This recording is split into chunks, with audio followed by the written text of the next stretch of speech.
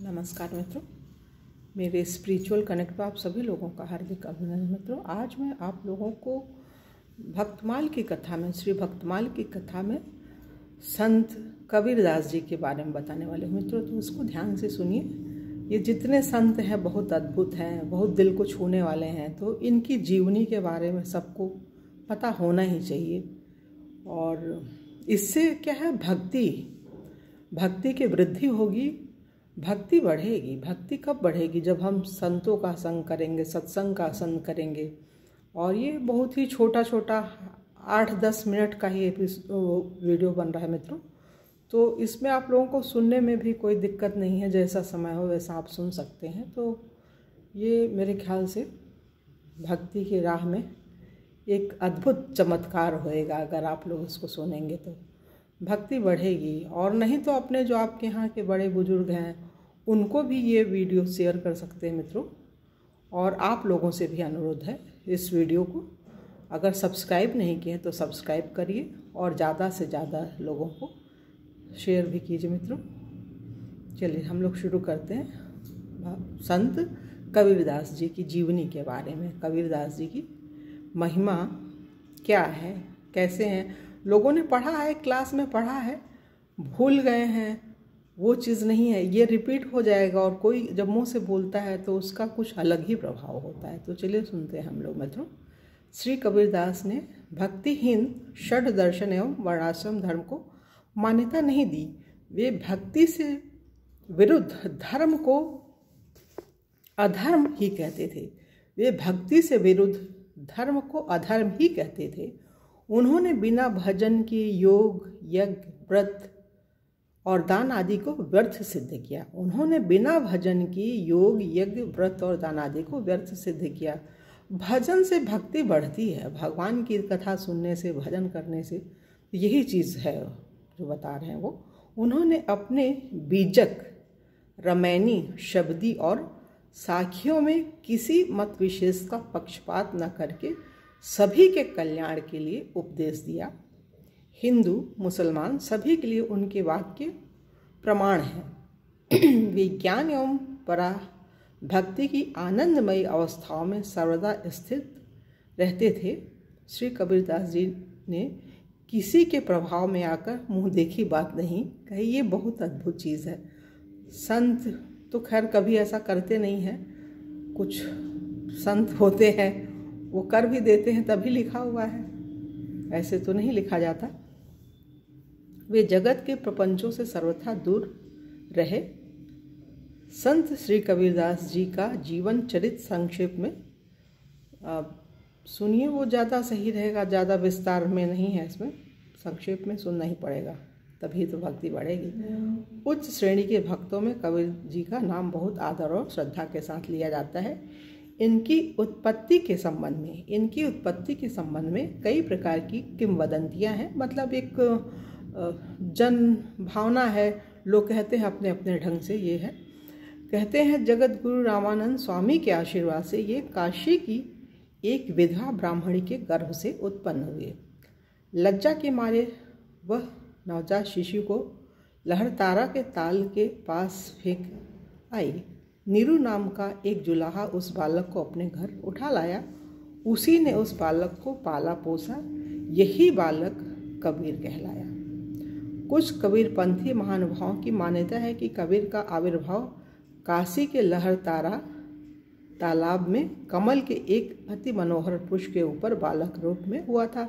सबकी अपनी अपनी मान्यता है, जो अपने अपने ढंग से बोला है लोगों ने, जो जिनका अनुभव रहा होगा। एक प्राचीन ग्रंथ में लिखा है कि किसी महान योगी के औरस और प्रतीचि नामक देवांगना के गर्भ से भक्तराज प्रहलाद ही कबीर के रूप में संवत 1455 ज्येष्ठ शुक्ल 15 को प्रकट हुए थे। प्रतीचि ने उन्हें कमल के पत्ते पर रखकर लहरतारा तालाब में तैरा दिया था। और नीरू नीमा नाम के जुलाहा दंपति जब तक आकर उस बालक को नहीं ले गए तब तक प्रतीचि उनकी रक्षा करती रही। कुछ लोगों का यह भी कहना है कि कबीर जन्म से ही मुसलमान थे और सयाने होने पर स्वामी रामानंद के प्रभाव में आकर उन्होंने हिंदू धर्म की बातें मानी। बातें मानी जानी जो भी।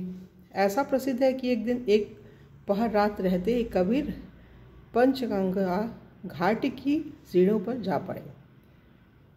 वहीं से रामानंद जी स्नान करने के लिए उतरा करते थे।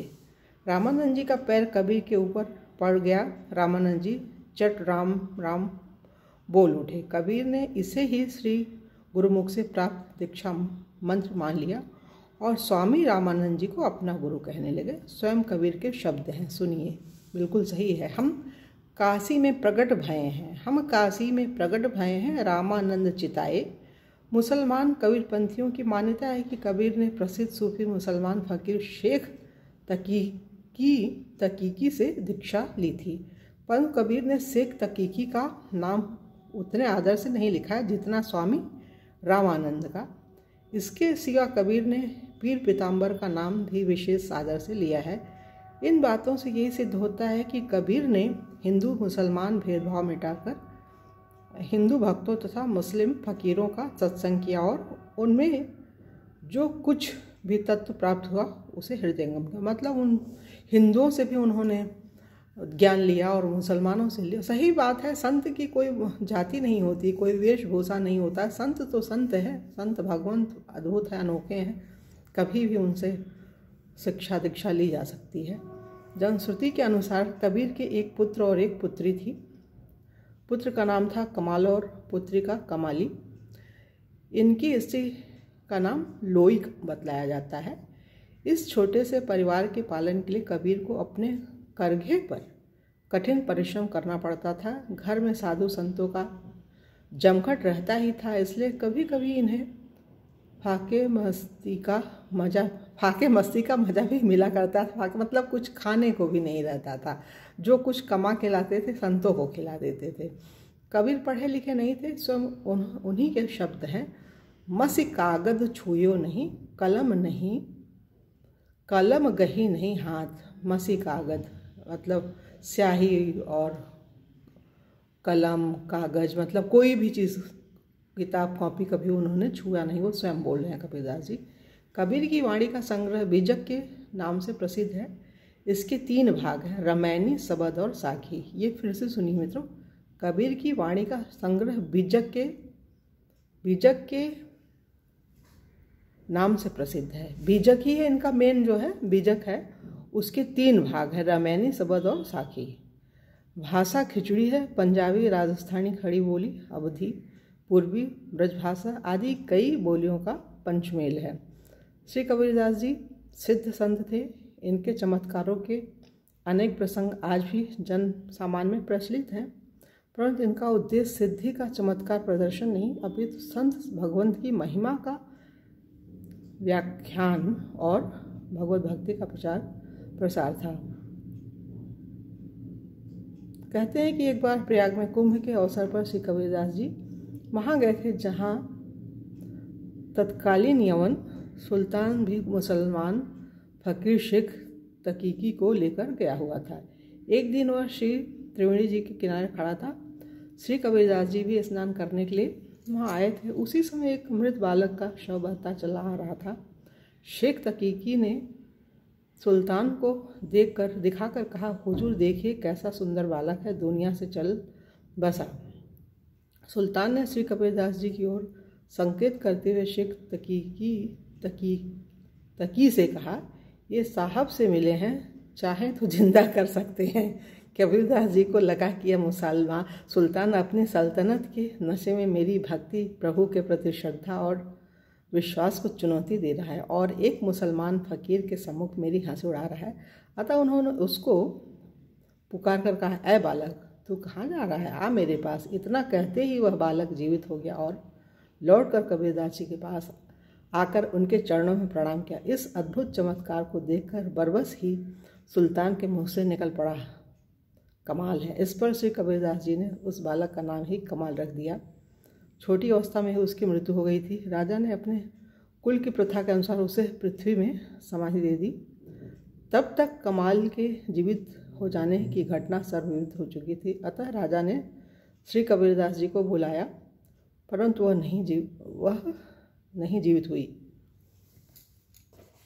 अतः राजा ने श्री कबीरदास जी को बुलवाया।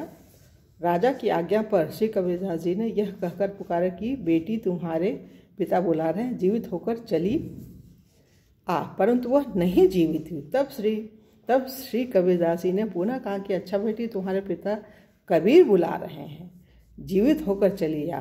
इतना कहते ही वह समाधि में से जीवित निकलकर बाहर आ गई। राजा रानी बहुत प्रसन्न हुए, प्रेम पूर्वक उसे गोद में लेकर घर ले जाने लगे। तब उस राजकन्या ने कहा कि मैं जिस पिता के नाम पर जीवित हुई हूँ उन्हीं के साथ जाऊँगी। राजा रानी ने भी उसे श्री कबीरदास जी के चरणों में डाल दिया। मतलब कमाल और कमाली इनके कैसे पुत्र हुए, अब आप सबों को स्पष्ट हो गया मित्रों।